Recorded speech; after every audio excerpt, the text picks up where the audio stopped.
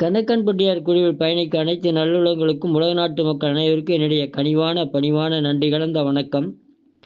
நேற்றுக்கு ஒரு பதிவில் போட்டிருந்தேன்.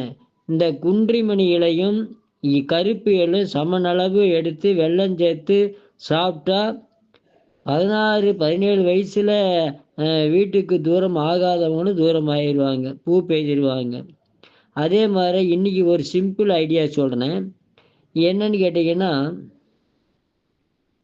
செம்பருத்தி பூவை எடுத்துகிட்டு வந்து மகரந்தத்தை கிள்ளிட்டு நல்ல இதழ்களை நல்லா பொறுக்கி ஒரு 10-15 செம்பருத்தி பூ நெய்யில் லேசாக போட்டு எடுத்து கொஞ்சம் ஆறுனதுமே போட்டு உடனே எடுத்துங்க. கறிகள்லாம் விடக்கூடாது, போடணும் எடுக்கணும்.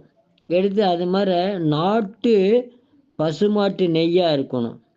போட்டு எடுத்து சாப்பிட்டு வந்தீங்கன்னா சீக்கிரம் பருவம் அடைவீங்க, அந்த பூ பெய்திருவீங்க. அப்புறம் நல்ல ஆரோக்கியமாக இருப்பீங்க. வாழ்க வளர்க உயர்க. நன்றி, வணக்கம்.